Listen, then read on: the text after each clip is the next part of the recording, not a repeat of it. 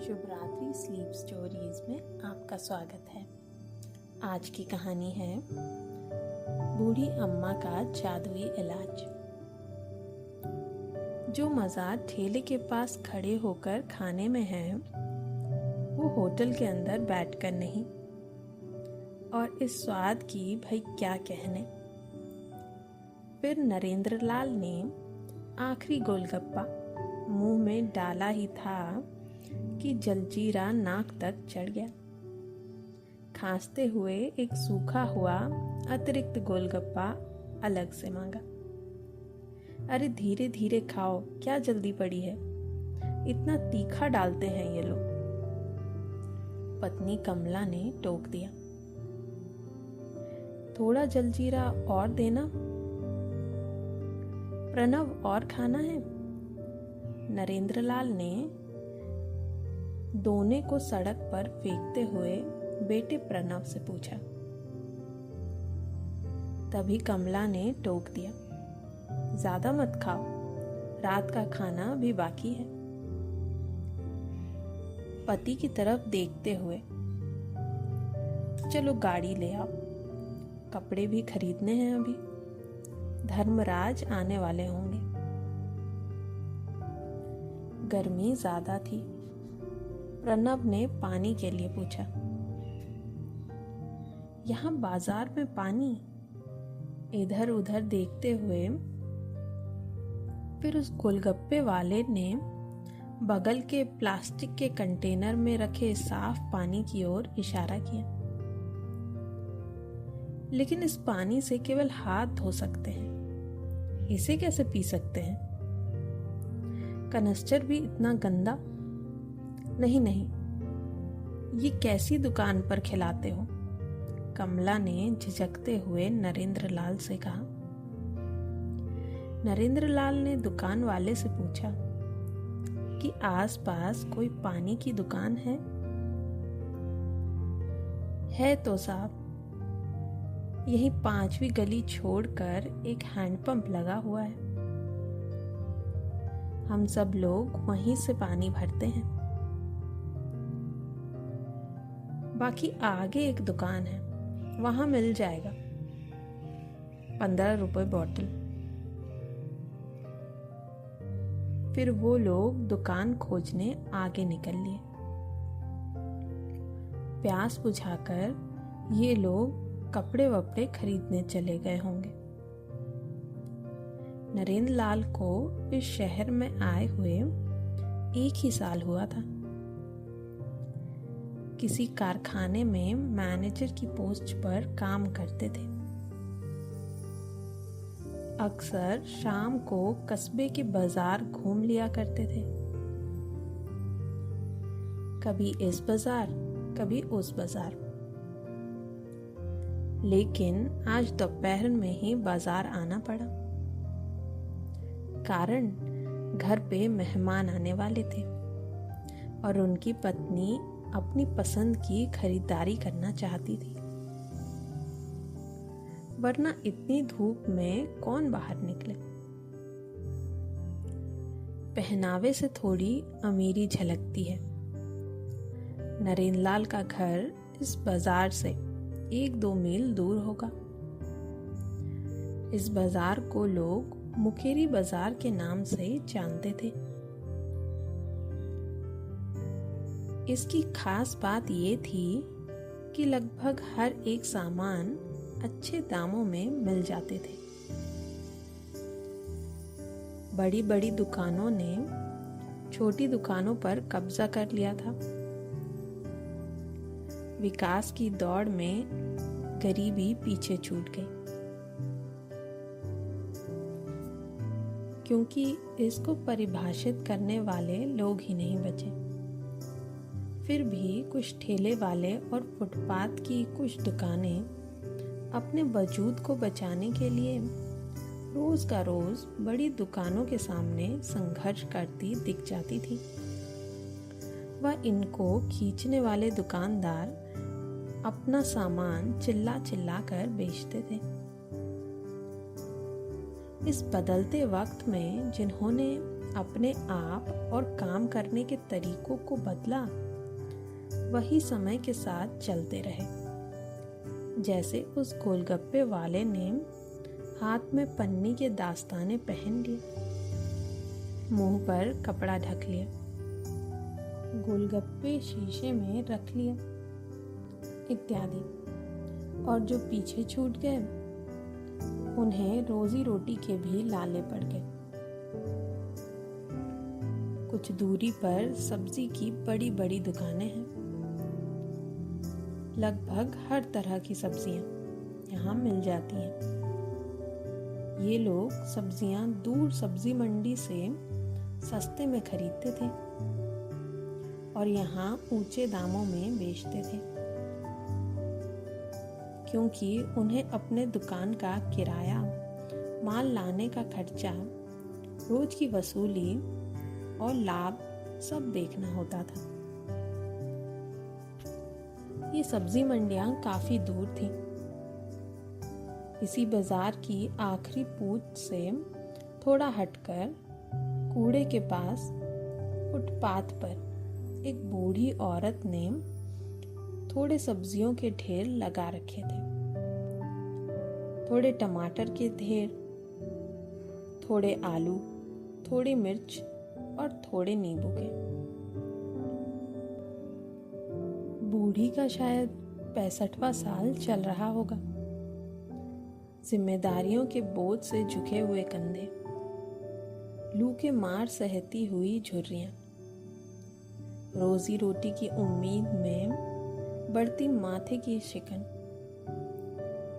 और खर्च होते दिन से इकट्ठा होती आज की मायूसी उसको बूढ़ी कहलाने के लिए काफी थे।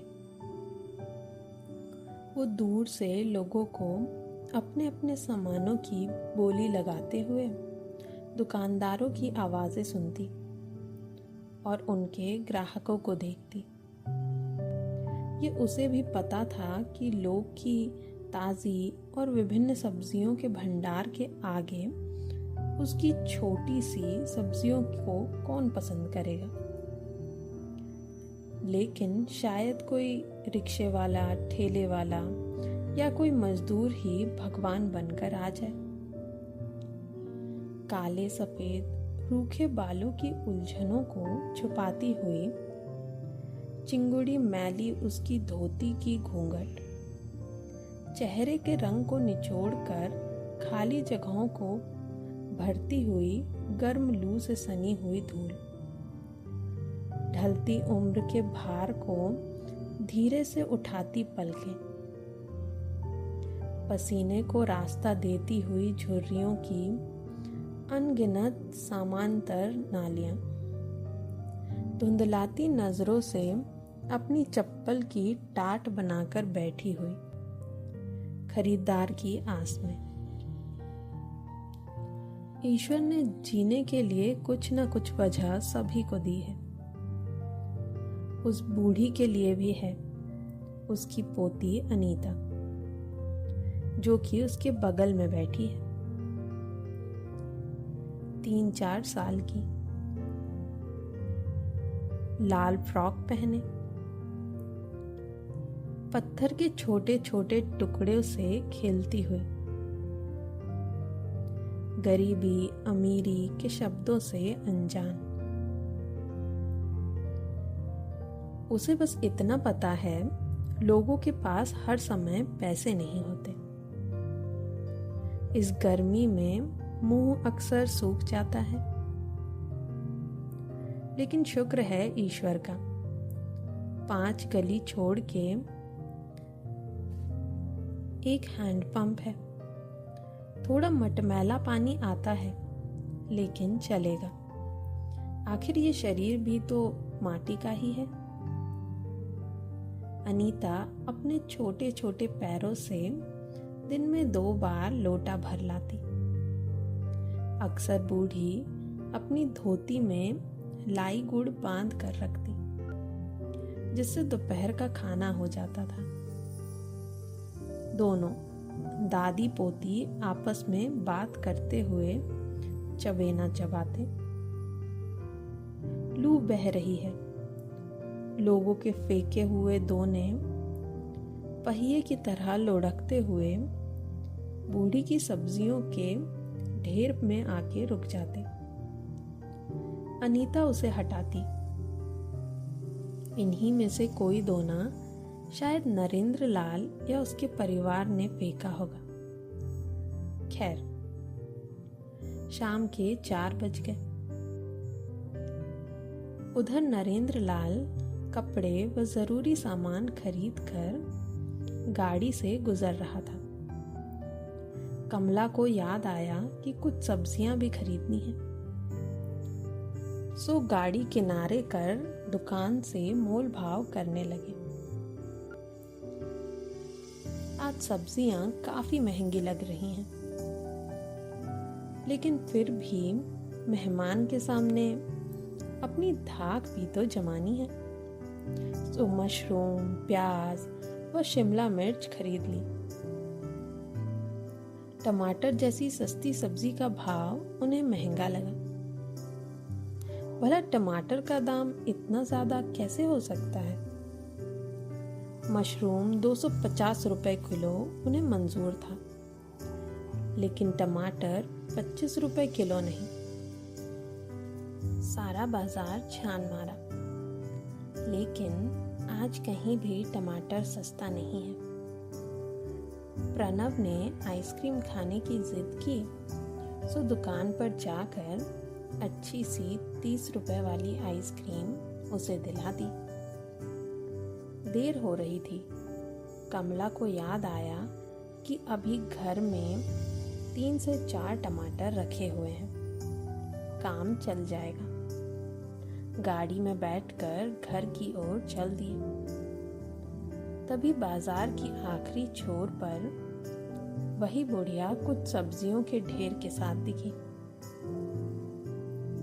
नरेंद्रलाल ने देखा कि उस बूढ़ी के पास टमाटर के छोटे छोटे ढेर लगे हुए हैं। सो उसने बातों ही बातों में कहा कि कभी कभी इन छोटे छोटे दुकानों से भी कुछ खरीद लेना चाहिए।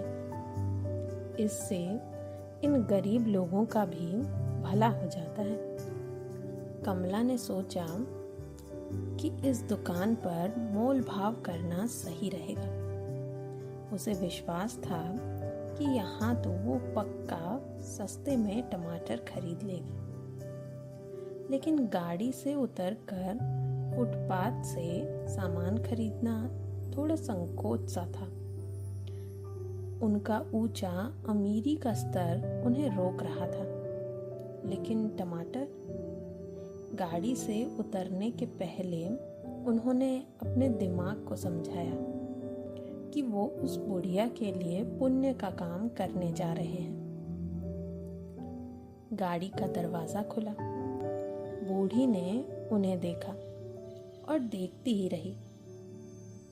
उनके कपड़ों को, कमला के श्रृंगार को, उसके व नरेंद्र लाल के जूतों को, उनके चश्मों को व ढलती धूप से लपलपाते गाड़ी के शीशे को। कुछ समय तक उन्हें देखती रही, फिर सर घुमाकर ठेले की गति धीमी करते हुए एक मजदूर की ओर देखने लगी। शायद उस मजदूर से कोई उम्मीद जगी होगी, लेकिन बहुत जल्द ही टूट गई। मजदूर आगे निकल गया। तभी उसने इन लोगों को अपनी ओर आते हुए देखा। शायद कोई पता पूछने के लिए उतरे होंगे। उसने कभी सोचा ही नहीं था कि ये अमीर भगवान भी उसकी दुकान पर कुछ खरीदने आएंगे। कमला थोड़ा डर कर बूढ़ी के पास आकर बैठ गई। कितने का ढेर लगा के बैठी हो अम्मा? नरेंद्र लाल ने बैठते हुए पूछा। 10-10 रुपए के ढेर है बाबू, बूढ़ी ने थोड़ी उम्मीद के साथ जवाब दिया। कमला ने टमाटर टटोल टटोल के दबा दबा के देखे। कुछ टमाटर थोड़े नरम थे। असल में पहले कमला को अपने मन चाहे टमाटर चाहिए थे। उसके बाद उन्हीं टमाटरों में कुछ बुराई भी निकालनी थी, जिससे ऐसा लगे कि वो बूढ़ी पे एहसान कर रही हो और टमाटर के दाम भी कम हो जाएं। इंसान दिल से भले ही अमीर हो, लेकिन दिमाग से कंजूस ही होता है। बूढ़ी को मालूम था कि 1-2 टमाटर शायद थोड़े नरम निकलेंगे, लेकिन खराब तो नहीं होंगे। वो बोल पड़ी, सब अच्छे हैं बिटिया। बिटिया शब्द से बड़ा अपनापन छलकता है। अब तो पक्का अम्मा से दाम कम करवा लेंगे। ऐसा सोचकर कमला ने बूढ़ी से पूछा, अच्छा अम्मा, 20 के 3 ढेर दे दो। बूढ़ी ने समझाते हुए कहा, अरे बिटिया, 1 ढेर आधा किलो से ज्यादा है, 10 रुपए ठीक लगेंगे। नरेंद्र लाल को बूढ़ी पे थोड़ी दया भी आ रही थी और साथ ही कमला की चतुरता का मजा उठाते हुए मुस्कुरा भी रहे थे। उधर अनीता नरेंद्र लाल की गाड़ी के शीशे के अंदर देखने की कोशिश कर रही थी। प्रणव गाड़ी के अंदर बैठकर आइसक्रीम चाट रहा था। तभी उसकी आइसक्रीम गिर जाती है। वो डर से शीशे के बाहर अपनी माँ की ओर देखता है। बूढ़ी अम्मा शब्द के आगे बिक गई थी। शायद पहली बार कोई बड़ा आदमी उसकी छोटी सी दुकान से कुछ खरीद रहा था। अंत में कमला ने बूढ़ी को मनाकर 30 रुपए में 4 ढेर ले लिए। ढेर उठाते हुए वो मजाक में बूढ़ी से सुनिश्चित कर रही थी कि हर एक ढेर आधा किलो का तो है। साथ ही साथ हथेली में उठाते हुए तौल कर अंदाजा भी लगाया। सच में ज्यादा लग रहा था। बूढ़े ने पैसे माथे में लगाए। इन पैसों से उसकी बोहनी हुई। कमला गाड़ी में बैठते हुए खुश थी। 30 रुपए में 2.5 किलो से ज्यादा टमाटर मिल गए। कहाँ 25 में 1 किलो मिल रहा था। नरेंद्र लाल भी कमला की बुद्धिमत्ता पर फूले नहीं समा रहे थे और अपने फुटपाथ से सामान लेने वाले निर्णय पर इठला रहे थे।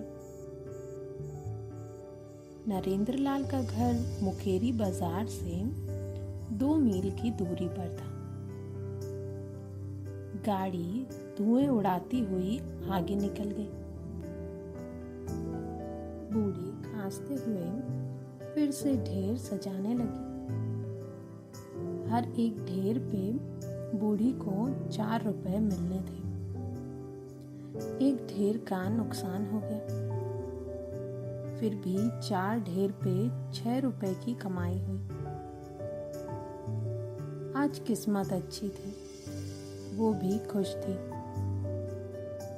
अनीता को मोल भाव से कोई मतलब ना था। वो इस बात से खुश थी कि अब वो गुब्बारा खरीद सकती है। बूढ़ी अपनी धोती की छोरे में बंधी गट्ठी को खोलकर 1 रुपया निकालती है और अनीता को गुब्बारा खरीदने के लिए दे देती है। सो वो दौड़कर एक छोटा सा बिना फूला हुआ गुब्बारा खरीद लाई। क्योंकि हवा भरे हुए गुब्बारे का दाम 3 रुपए था। हवा भी बिकने लगी है। बूढ़ी अगले ग्राहक का इंतजार करने लगी। लेकिन समय किसी के लिए नहीं रुकता। बिना भेदभाव किए वो थोड़ा और आगे खिसक गया। लौटते पंछियों को देखते हुए बूढ़ी ने अपना सामान बटोरा। तभी एक हवलदार वहां से गुजर रहा था। उसने बूढ़ी को दुकान समेटते हुए देखा तो वसूली करने चला आया। ये हवलदार रोज ही उन दुकानों से वसूली करता था जिनके पास दुकान का रजिस्ट्रेशन नहीं होता था। फुटपाथ की दुकानों का रजिस्ट्रेशन कौन कराता है? इनका कोई ठिकाना नहीं होता, कभी यहाँ है तो कभी नहीं। इसी का पुलिस वाले फायदा उठाते थे। उसने भी बूढ़ी से 20 रुपए मांगा, लेकिन बूढ़ी की आज की कमाई 6 रुपए ही हुई थी। सो उसने अपनी धोती की गांठ खोलकर आज की बोहनी उसे दिखाई और 5 रुपए व 3 नींबू देकर मामले को सुलझा लिया।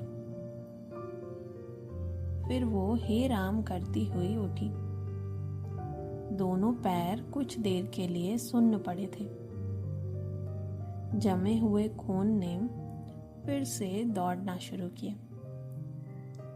थोड़ा समय लगा बूढ़ी को खड़े होने में।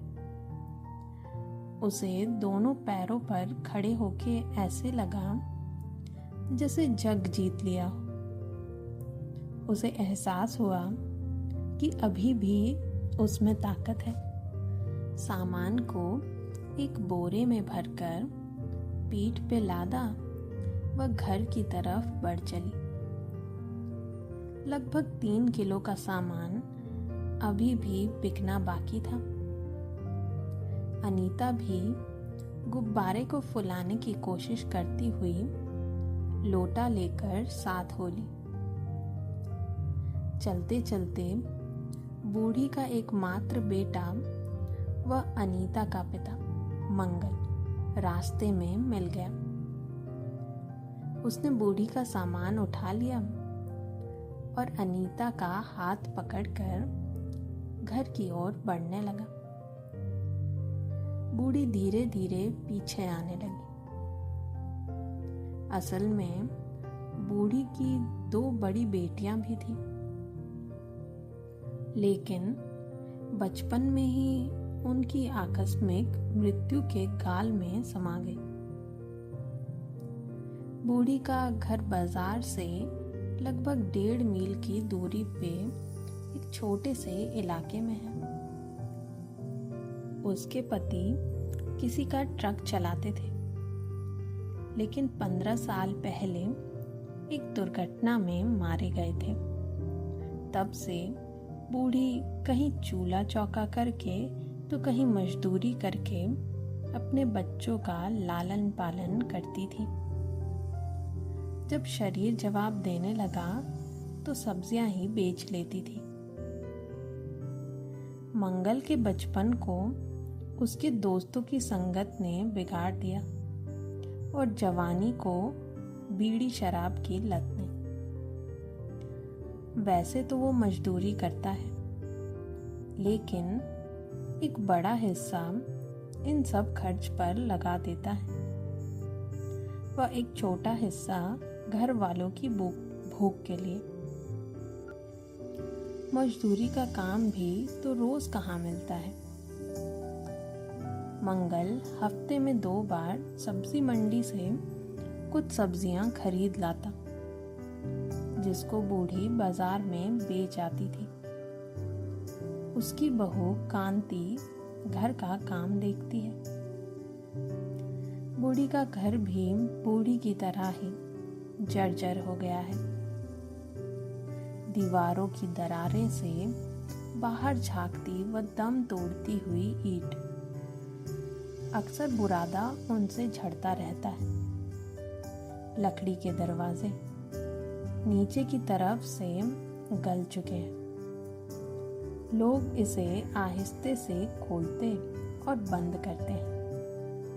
घर के कोने में झूलते हुए नारियल की रस्सी पे टंगे बिस्तर और जाड़े के दिनों में दीवारों पर नीचे से अपना कब्जा जमाती नमी से उमस की महक आती रहती है।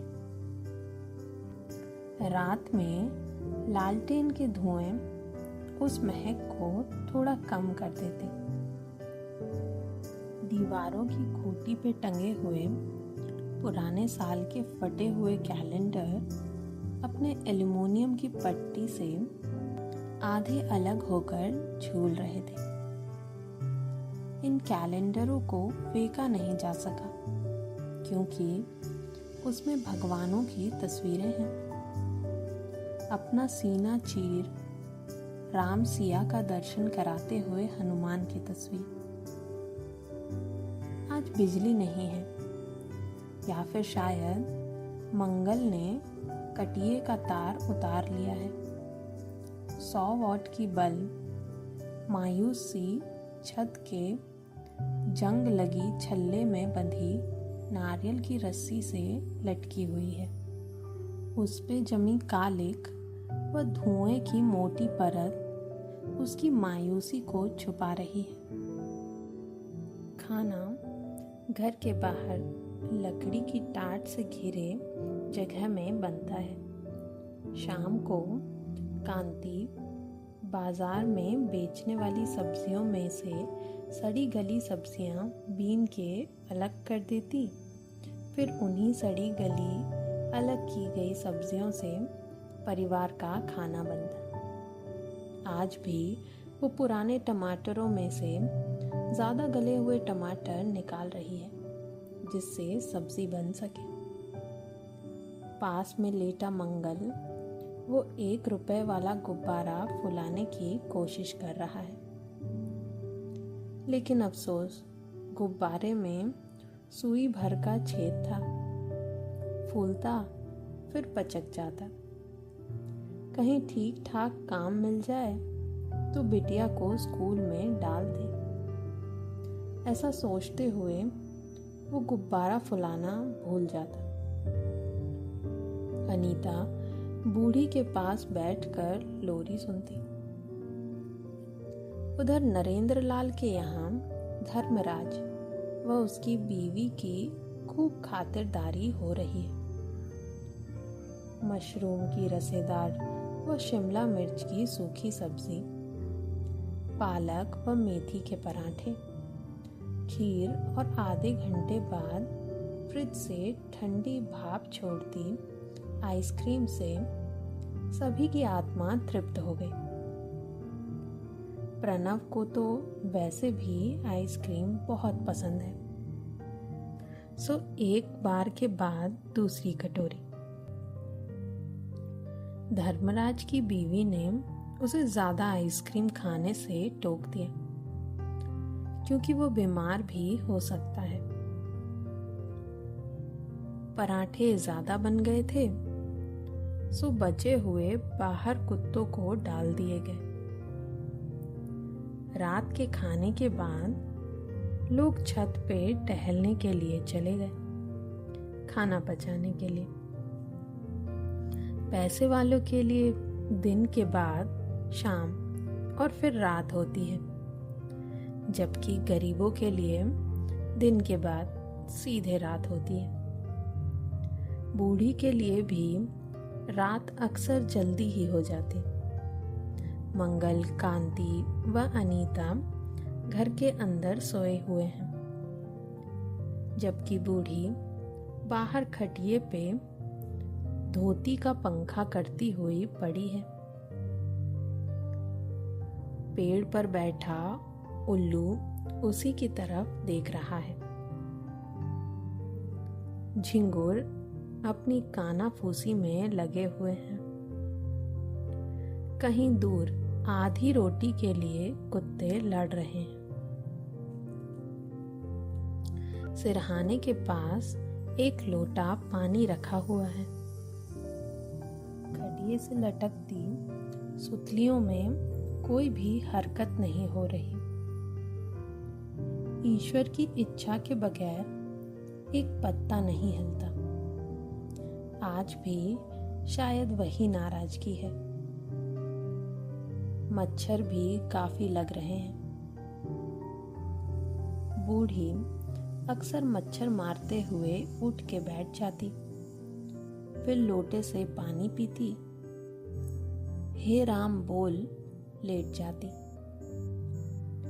एक नई सुबह हुई, लेकिन बूढ़ी के परिवार के लिए नया कुछ भी नहीं।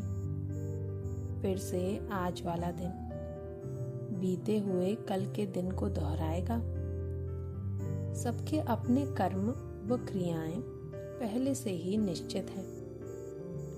बूढ़ी व अनीता बची हुई सब्जी को बेचने जाएंगे। कांति घर के कामकाज देखेगी व मंगल मजदूरी खोजने बाहर जाएगा आदि। और निश्चित है समय के झोले को टटोलती उसकी उम्मीदें, कुछ अनजान सी आशाएं व कुछ जानी पहचानी निराशाएं।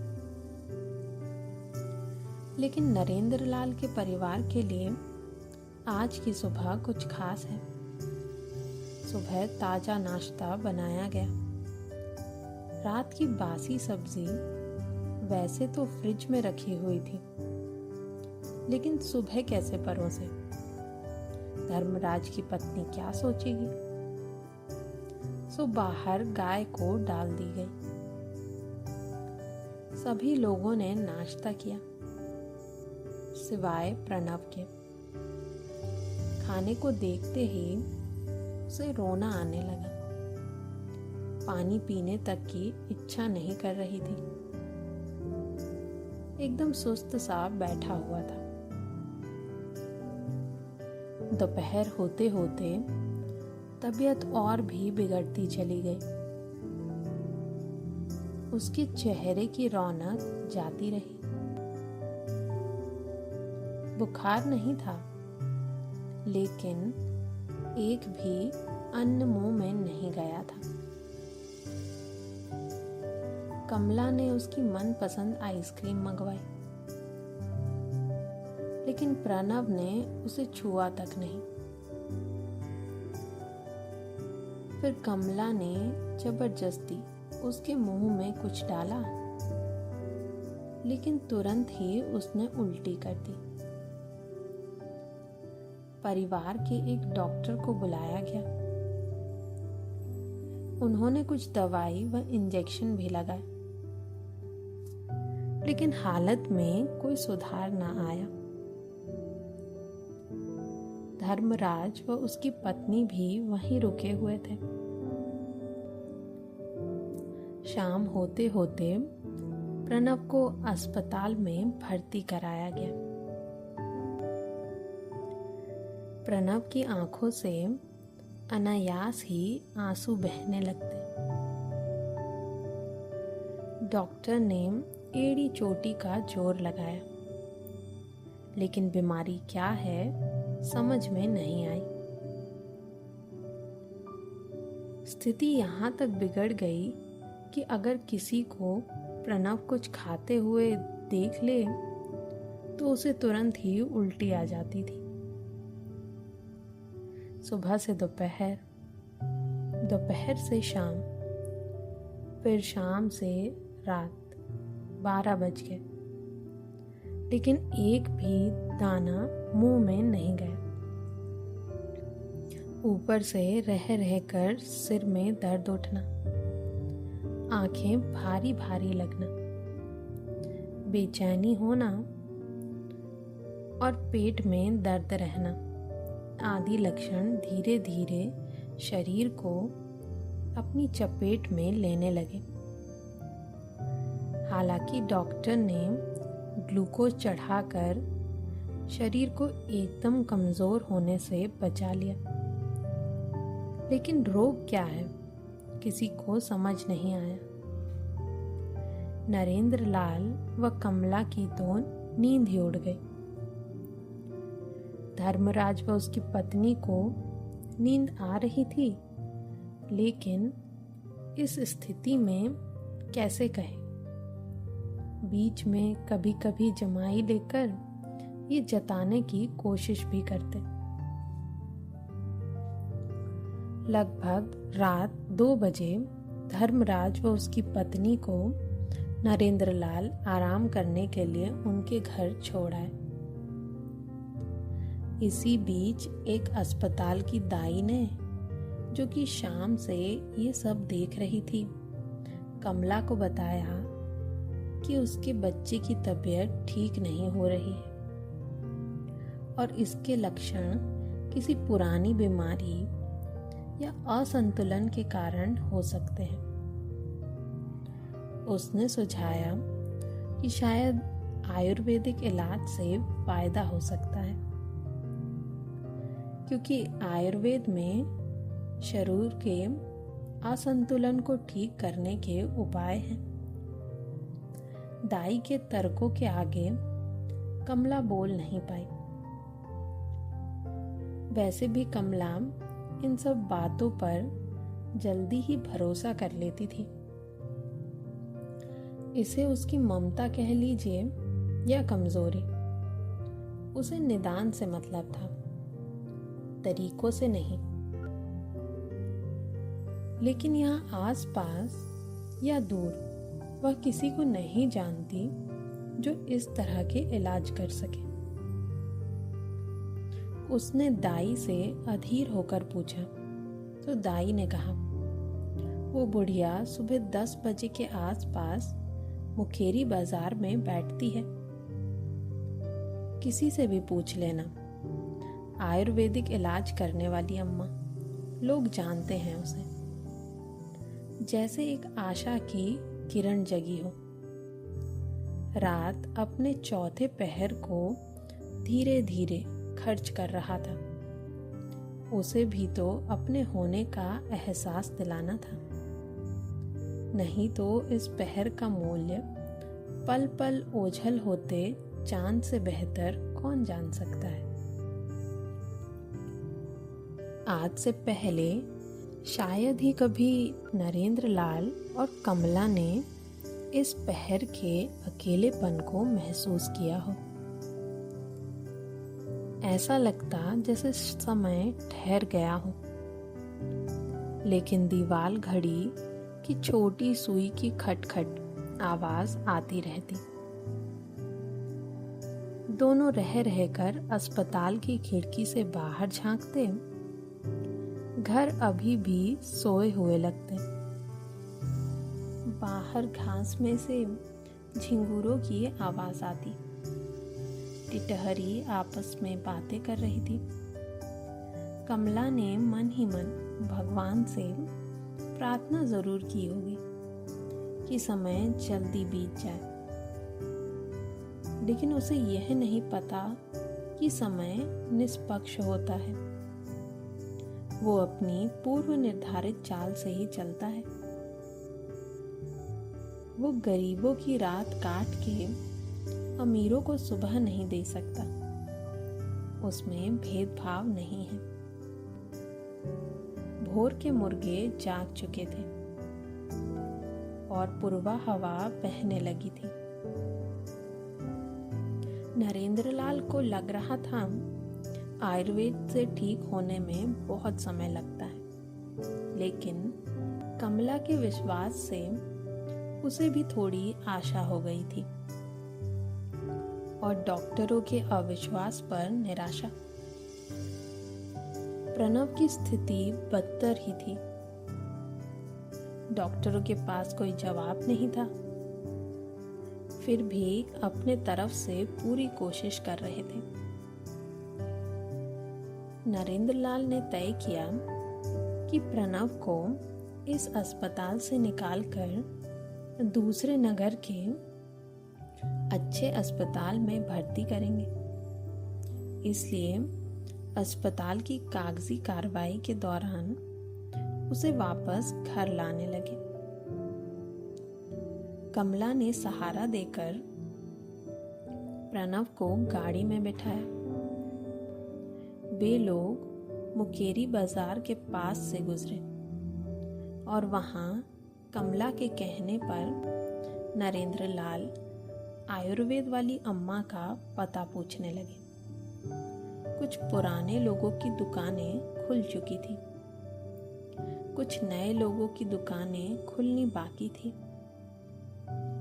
उन्हीं लोगों से मालूम चला एक धोबिन पहले ये करती थी, लेकिन 3 महीने पहले कहीं और चली गई।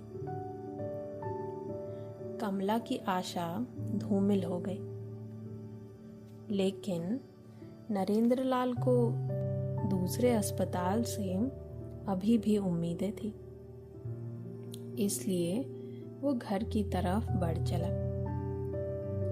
प्रणव चुपचाप पलके गिराता व उठाता।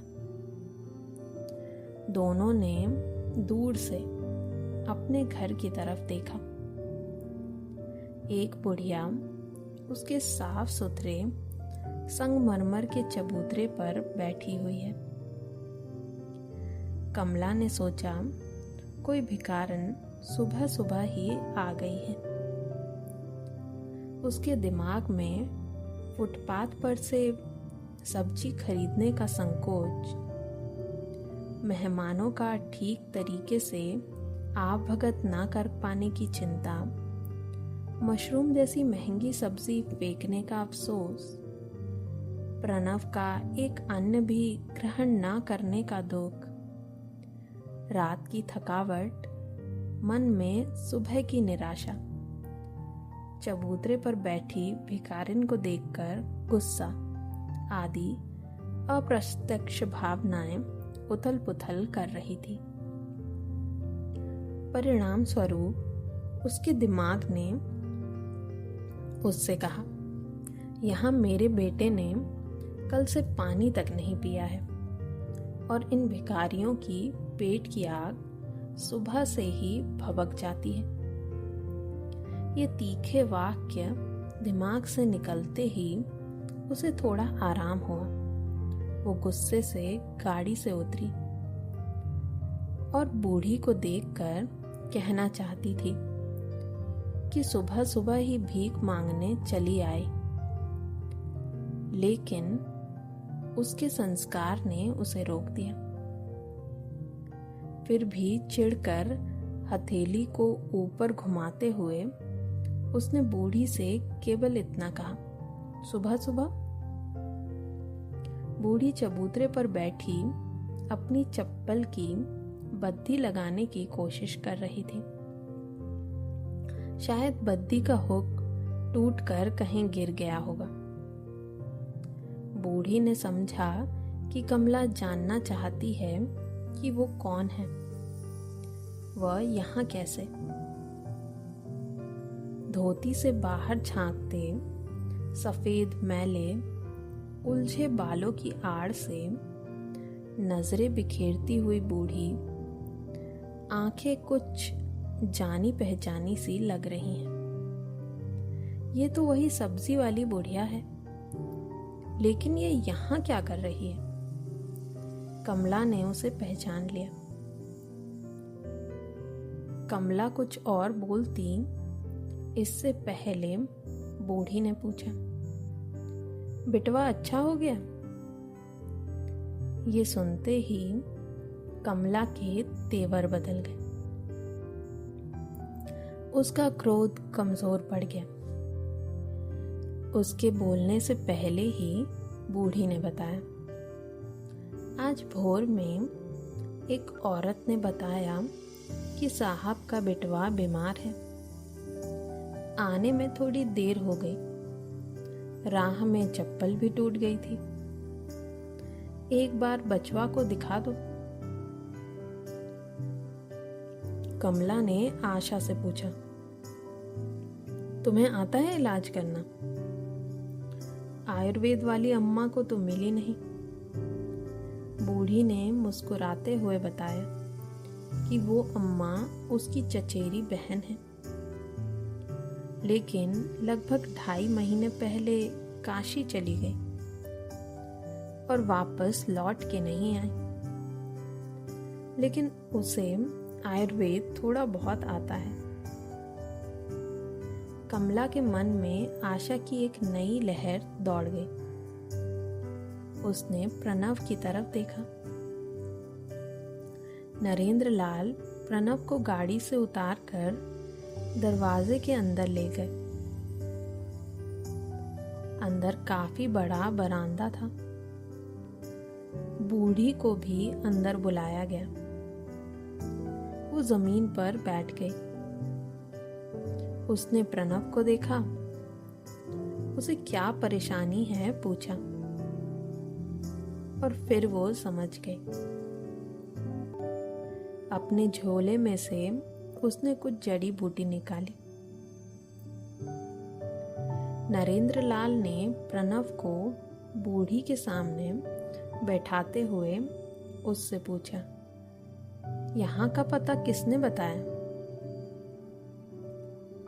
बूढ़ी ने जड़ी बूटी पानी से पीने को कहा और फिर जवाब दिया,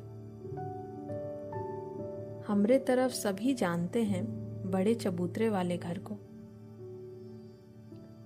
फिर वो जड़ी बूटी खाकर कुछ देर में ही प्रणव जैसे नींद के जड़त्व में चला गया। दोपहर तक ठीक हो जाएगा, चेहरा उतर गया है, बूढ़ी ने आत्मविश्वास के साथ मुस्कुरा कर कहा। कमला के जैसे जान में जान आ गई। नरेंद्र लाल अभी भी कुछ समझ नहीं पा रहे थे। वो इसे पैसे लूटने का तरीका समझ रहे थे। उनके दिमाग में बड़े अस्पताल के बड़े डॉक्टर से मिलने की इच्छा अभी भी बरकरार थी। दोनों लोग प्रणव को सहारा देकर घर के अंदर लाने लगे। उन्होंने बूढ़ी को रुकने के लिए नहीं कहा।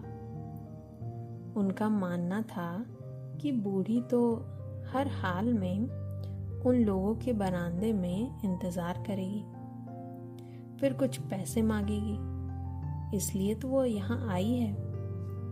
ये ठीक भी है भाई, जहाँ डॉक्टरों ने 1000-2000 लूटा हो, वहाँ 100-50 और सही। बेटी की ममता ही ऐसी है। कमला के मन में भी विचार आया कि बूढ़ी उसके बच्चे के लिए यहाँ तक आई है, 20-30 रुपए तो देना ही चाहिए। अम्मा के लिए इतना तो काफी होगा। प्रणव का कमरा थोड़ा पीछे की तरफ था। वहां जाने आने, फिर उसे बिस्तर पर लिटाने, तकिया लगाने आदि में थोड़ा समय लग गया। नरेंद्र लाल अपना बटुआ निकालते हुए बाहर आया। 10-10 के नोट निकालते हुए उसने बूढ़ी की तरफ देखा, लेकिन वो वहां नहीं थी।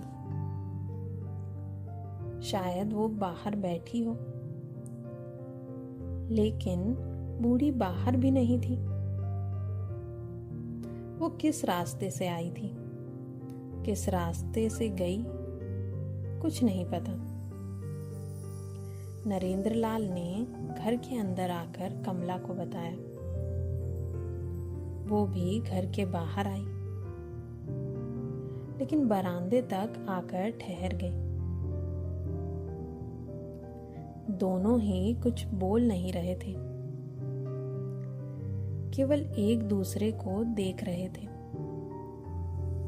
और दोनों के विराम होठों पर एक ही सवाल था, क्या बूढ़ी पैसे के लिए ही आई थी? कमला को बाद में थोड़ी शर्मिंदगी महसूस हुई कि उसने बूढ़ी को भिखारन समझा। उसे ऐसा लगा कि बूढ़ी के सामने वो लोग ही भिखारी थे। फिर नरेंद्र लाल बड़े अस्पताल जाने के लिए नहा धोकर तैयार होने चला गया। कमला सुबह का नाश्ता बनाने चली गई। इधर बूढ़ी को थोड़ा बहुत आयुर्वेद का ज्ञान उसके स्वर्गीय पति राम जतन ने दिया था। राम जतन जब भी किसी का इलाज करते, एक पैसा भी ना लेते। वे इसे गुरु की आज्ञा समझते। बूढ़ी भी उसी मान्यता को संभालते हुए, परिस्थितियां कितनी भी विपरीत क्यों ना हो, वो ये काम मुफ्त में करती रही। वो अपनी टूटी चप्पल हाथ में पकड़े घर की ओर चली जा रही थी। उस चप्पल को धागे से बांधकर ठीक करेगी। उसे अपनी दुकान भी तो खोलनी है। आज थोड़ी सब्जियां ही बेचने के लिए बची हैं। दोपहर हो चुकी है। गरम हवा के थपेड़े नीम की पत्तियों को सुखाकर डालियों को हल्का कर रहे हैं। कुत्ते ट्रक के नीचे लेटे हुए हैं। गलियां खाली सी लग रही है। पक्के मकानों के अंदरूनी कमरे ठंडे हैं। प्रणव को जोरों की भूख लगी है। गरम पतली पतली रोटियां, दाल, सब्जी, आइसक्रीम व फ्रिज का ठंडा पानी प्रणव के सामने रख दिए गए। कमला और नरेंद्र लाल दोनों फूले नहीं समा रहे थे। नरेंद्र लाल इस नई बीमारी को लेकर उलझन में थे।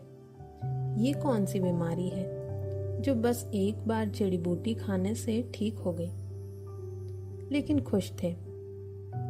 कमला ने ही नरेंद्र लाल पर दबाव डाला था।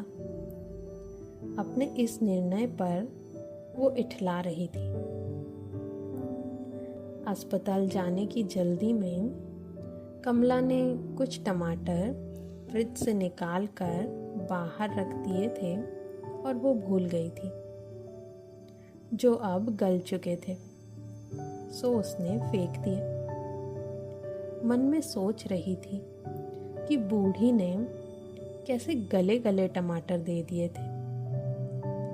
2 दिन भी नहीं चल पाए और साथ ही साथ ये भी दिमाग में चल रहा था कि प्रणव की तबीयत कैसे खराब हुई होगी।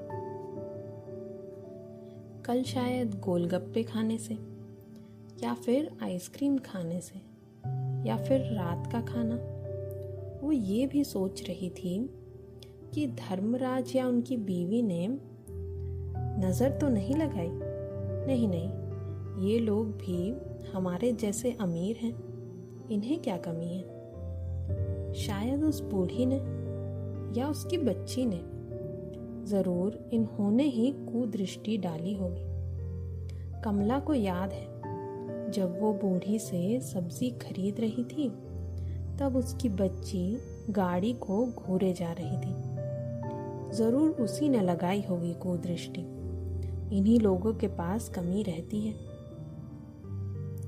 लोग कहते हैं कि समय एक जैसा नहीं होता, लेकिन समय की प्रकृति एक समान होती है।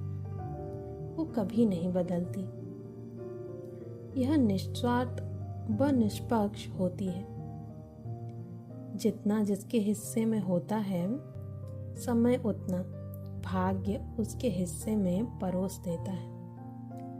प्राणी एक दूसरे पर निर्भर हैं। ये संसार सापेक्षता व परस्परता के नियम के अंतर्गत चलता है। कभी हम किसी का नुकसान करते हैं तो कभी कोई हमारा लाभ करता है। इस हानि व लाभ को हम किसी न किसी का आधार बनाकर तय करते हैं और इनको हम अपने दुख व अपनी खुशियों से जोड़ लेते हैं, फिर दूसरों पे दोष लगाते हैं। लेकिन हम ये भूल जाते हैं कि समय की धोती में हमारे भाग्य के लिए जितना बंधा है, उतना हिस्सा ही हमें मिलता है। जैसे उस बूढ़ी की धोती में अनीता के लिए 1 रुपए बंधा था। ये 1 रुपया ही अनीता के हिस्से में था। उस 1 रुपए से खरीदा हुआ गुब्बारा भी फूटा निकला, क्योंकि किस्मत इससे ज्यादा नहीं दे सकती थी। यही उसके हिस्से में था। प्रणव का टूटा हुआ आइसक्रीम का टुकड़ा प्रणव के हिस्से में नहीं था। बूढ़ी का एक ढेर का नुकसान ही बूढ़ी के हिस्से में था। बूढ़ी के टूटे हुए चप्पल ही उसके हिस्से में था। कमला ने जो भी लाभ बूढ़ी की सब्जियों पर कमाया, उस लाभ को उसने बचे हुए पराठे व बासी सब्जी के रूप में फेंक दिया। दवाओं के रूप में नरेंद्र लाल के पैसे बह गए। वो भी किसी के नुकसान का नतीजा ही था। कमला के फ्रिज से निकले हुए टमाटर भी गल गए। ये भी इन्हीं कारणों में से एक था। ये छोटी छोटी घटनाएं पल पल समय से अलग होती रहती हैं। समय चाह कर भी इन्हें संजोकर अपने पास नहीं रख सकता, क्योंकि ये हमारे हिस्से में लिखी हुई है। नरेंद्र लाल थोड़ी उलझन में थे, सोचकर कि बस एक बार जड़ी बूटी खाने से सब कैसे ठीक हो गया। कमला अपनी उथल पुथल पर निर्णय के बीच हिलकोरे खा रही थी। प्रणव आइसक्रीम चाट रहा था। घड़ी की सुइयां समकोण बना रही थी। कड़क धूप नरेंद्र लाल के घर को बाहर से तपाए जा रही थी, जबकि गलियों में बहने वाली लू सड़कों पे धूल उड़ा रही थी। उधर बाजार में दोपहर का सन्नाटा छाया हुआ था। सब्जी वाला पुदीने की पत्तियों पर पानी डालते हुए अपनी सब्जियों की खुद से ही बढ़ाई कर रहा है। सड़क पर फेंके गए पालक के सड़े हुए पत्ते को गाय खा रही है। सूखे पेड़ की डाली पर बैठा कौवा कांव कांव कर रहा है और कूड़े के पास बैठी हुई बूढ़ी अपनी धोती से हवा करते हुए बचे हुए सब्जी के ढेर को संवार रही है। अनीता जलती हुई सड़क पर अपने छोटे कदमों से चलती हुई लोटा भर पानी ला रही है। बूढ़ी ने अपने टूटे हुए चप्पल की बित्ती को धागे से बांधकर फिर से काम लायक बना दिया है। गर्मी की वजह से टमाटर और नींबू जल्दी खराब हो रहे हैं। इन्हें जल्दी बेचकर हटाना होगा। कुछ गल गए हैं तो कुछ सूख गए हैं। इसलिए आज के ढेर 6 रुपए की नहीं बिक रही है। इस बार मंडी से 150 रुपए की सब्जी आई थी। 30 रुपए का मुनाफा हुआ। कल मंगल मंडी से नई सब्जियां ले आएगा। ऐसा सोचते हुए बूढ़ी चबेना चबा रही है। चेहरे की झुर्रियों में फंसी हुई पसीने की बूंदें ठुड्डी के आखिरी बिंदु से गिर जाने का इंतजार कर रही है और बूढ़ी अपने आज के हिस्से में आने वाले ग्राहकों का। पर फिर बूढ़ी देखती है कि नरेंद्र लाल उससे सब्जी लेने आए हैं। वो उसके पैसे ना लेने से दुखी थे, पर शायद सब्जी लेकर बूढ़ी को बिना शर्मिंदा किए उसके द्वारा किए गए एहसान का बदला चुकाना चाह रहे थे। अब हर हफ्ते बूढ़ी का एक ग्राहक बन गया था, जो बिना मोल भाव किए सब्जी ले जाया करता था।